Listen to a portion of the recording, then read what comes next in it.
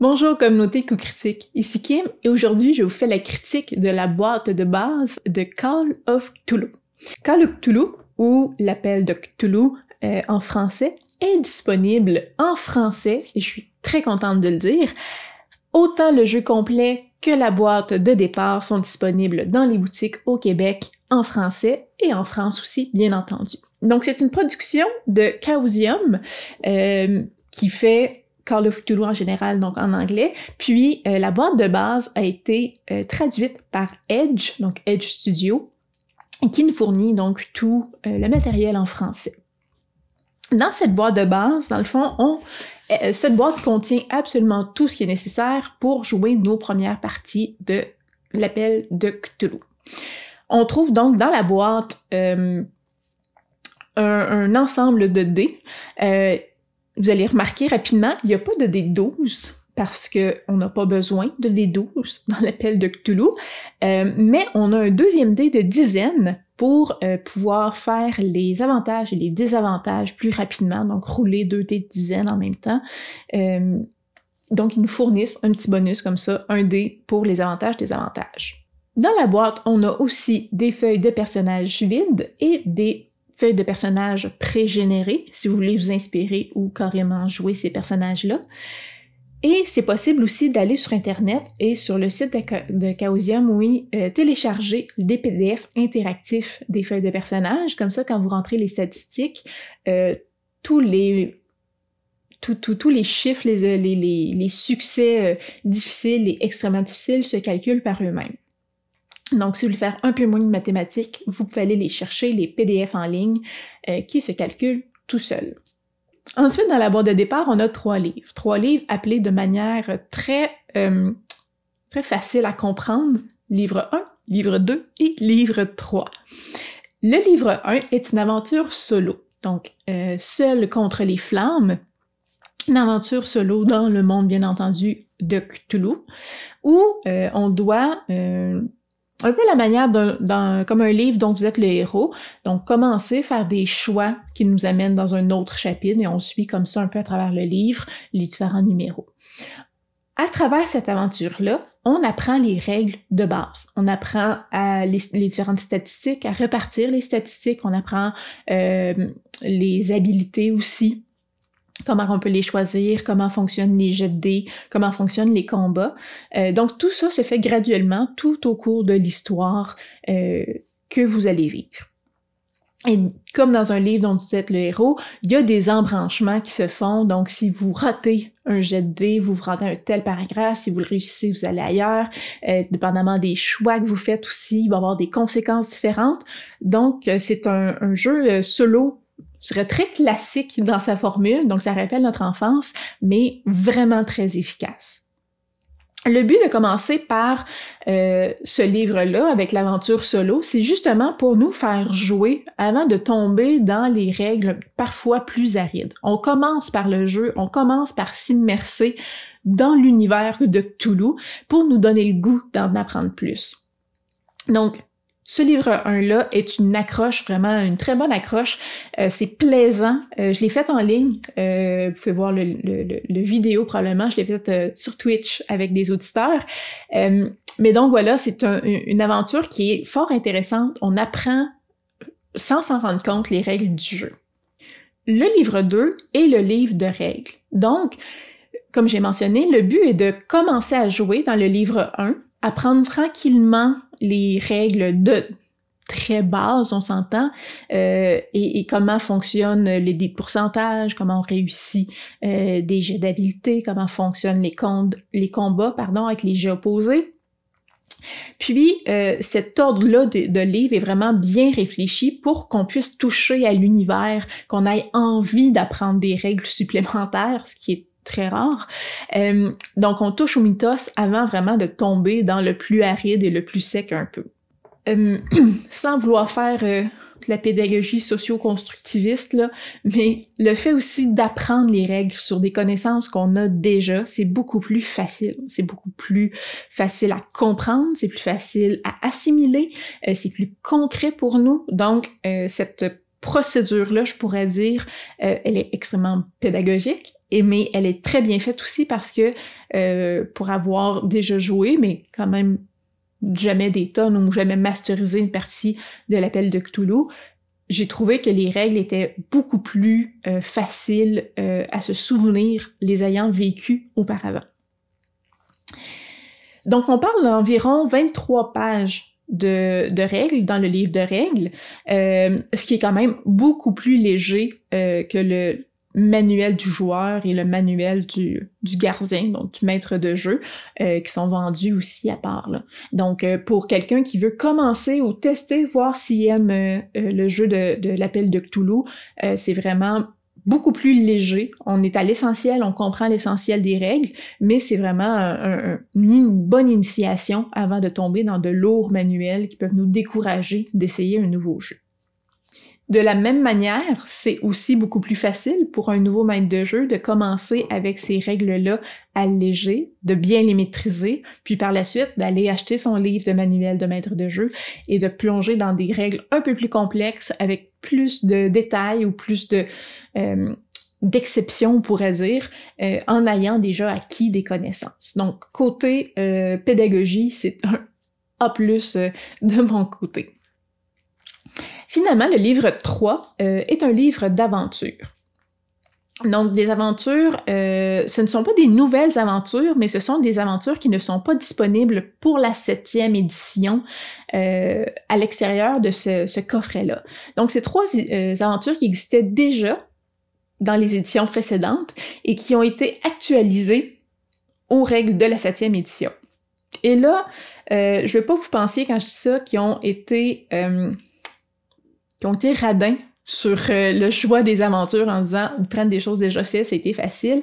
C'est 3 excellentes aventures, probablement 3 des meilleures aventures des éditions précédentes de l'appel de Cthulhu, du moins les aventures pour débutants là, dans les meilleures. Donc on retrouve Paper Chase, Edge of Darkness et Dead Man's Stump. Donc 3 excellentes aventures. La première, donc, on parle de Paper Chase, est apparue ou est sortie dans Cthulhu Companion en 1983, donc quand même une vieille aventure. Je vais mettre des guillemets là-dessus.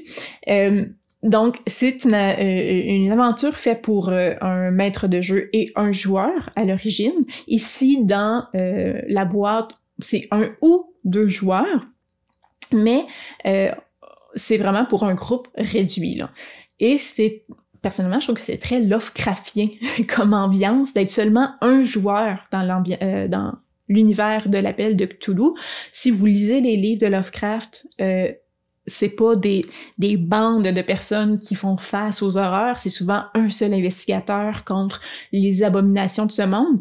Donc, on retrouve vraiment le sentiment de solitude, face à la folie.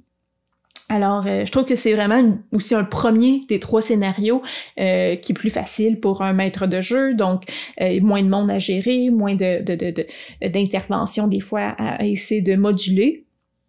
Et c'est une très bonne aventure, dans le fond, pour commencer comme maître de jeu. C'est aussi une aventure qui est un peu plus courte, ou du moins qui s'étale moins dans le temps, donc qui est à la fois aussi moins intimidante pour un nouveau maître de jeu. Les 2 autres scénarios proviennent respectivement de la 5e et de la 6e édition, donc Edge of Darkness, qui vient de la 5e, et Dead Man's Stump, qui vient de la 6e édition, mais encore là, qui n'avaient jamais été actualisés, qui n'avaient jamais sorti pour la 7e édition, et qui sont des aventures fort appréciées, de très, très belle qualité, là, très bien faites. Donc, Edge of Darkness, c'est un excellent scénario pour débutants, je dirais même un des meilleurs. Et dans ce coffret-là, donc, les illustrations ont été refaites au complet, beaucoup plus belles. Les handouts, donc on nous fournit aussi du matériel à donner à nos joueurs, des bouts de lettres, des bouts de papier, des cartes, des indices comme ça ont tout été refaits aussi au goût du jour. Même chose pour Dead Man's Stump. Tout le visuel a été retravaillé, autant les images que ce qu'on donne à nos joueurs, que les cartes aussi ont été refaites, vraiment très belles. Et ce scénario-là, donc Deadman's Sump, a été actualisé, un peu de nouveau contenu à l'intérieur, et une partie de ce nouveau contenu a été fait par Chris Pivey, qui est l'auteur de l'aventure de Harlem Unbound, une autre aventure, excellente aventure de Call of Cthulhu. Donc, tout ça pour dire que Chaosium n'a vraiment pas lésiné sur sa boîte pour débutants. Ils ont mis beaucoup d'énergie, ils ont investi du temps, ils ont investi aussi pour avoir de la qualité. Donc, c'est pas des extraits de matériel déjà existant qui ont copié-collé un peu puis mis ça dans une boîte. C'est vraiment une belle boîte réfléchie avec beaucoup, je vous dirais, j'ai envie de vous dire avec beaucoup d'amour, là, mais le matériel là-dedans est bien pensé, c'est de la qualité, puis c'est vraiment réfléchi et pensé pour les nouveaux maîtres de jeu et pour les nouveaux joueurs. Donc c'est un excellent coffret, vous voyez, là, je suis souvent vendue, là, mais là, je suis très vendue. C'est un excellent coffret pour ceux et celles qui désirent s'initier à Call of Cthulhu, mais qui peuvent trouver que tomber dans un nouveau système, c'est un peu intimidant. Donc, cette boîte-là nous permet vraiment d'oser rentrer dans un nouvel univers, un nouveau système, sans être rebuté par une avalanche de nouvelles règles. Donc, ça réussit ce que ça laissait de faire. Dans le fond, c'était un excellent coffret d'initiation qui nous donne tous les outils dont on a besoin pour faire d'ailleurs plusieurs scénarios. J'ai d'autres scénarios ici, dont Does Love Forgive, qui directement nous propose de jouer avec les règles disponibles dans la boîte d'initiation. Donc, pas besoin nécessairement après d'aller acheter les manuels du joueur et du maître de jeu. D'autres scénarios existent qui utilisent ces règles-là, simplement. Je vous dirais juste pour la valeur des scénarios qui n'ont pas été sortis pour la 7e édition, la boîte, l'achat de la boîte vaut la peine pour les fans qui voudraient retrouver ces scénarios-là adaptés pour la 7e. La boîte en vaut la peine. C'est sûr que si vous voulez acheter les PDF, encore une fois, je les ai trouvés seulement en anglais en ligne, mais ça revient quand même beaucoup moins dispendieux acheter les PDF de la boîte de départ, surtout si vous voulez juste les scénarios, mais ils sont en anglais. Finalement, dans la boîte, on retrouve ce que j'appelle des handouts, donc des indices et des lettres et des choses qu'on remet à nos joueurs durant la partie. Et ils sont mis à part. Truc positif, là, c'est à part, c'est pas dans le livre de jeu, ce que j'apprécie tout le temps quand je peux le manier comme je le désire. Par contre, côté négatif, c'est que ça a l'air niaiseux, là, mais c'est imprimé recto verso. Puis vu que c'est imprimé recto verso, ben vous pouvez pas découper la lettre puis l'indice puis le bout de napkin parce que vous allez découper l'indice qui est de l'autre côté. Donc, c'est sûr que ça avait été imprimé juste d'un côté, ça aurait été plus facile à manier, puis on aurait pu faire ce qu'on voulait de chacun des indices. Là, ça nous oblige à les photocopier, mais on s'entend que c'est un bien petit bémol sur la qualité de la boîte en général. Donc, même si vous possédez le jeu complet, c'est un must. Si vous possédez pas le jeu, c'est un must si vous voulez essayer l'univers de Call of Cthulhu. Donc, voilà. C'était ma courte et rapide critique de la boîte de départ, disponible en français, donc traduite par Edge Studio, donc le jeu de départ fait par Chaosium, disponible aussi, bien entendu, en anglais dans toutes les bonnes boutiques au Québec. Et voilà. Donc, si vous voulez jouer, si vous voulez essayer d'autres scénarios, mais avoir des règles simples, vous pouvez utiliser cette boîte-ci. Sinon, si vous avez des questions, des commentaires, des suggestions de scénarios à essayer avec ce coffret d'initiation, dites-le en commentaire. J'aime tout le temps ça vous lire. On a une belle communauté. Profitons des connaissances de notre belle communauté. Sinon, venez nous parler sur Facebook, sur Instagram, sur Discord. Et si vous avez quelques piécettes de trop dans vos poches, venez nous rendre visite sur Patreon. Mais sinon, on se dit simplement à la prochaine fois. Bye!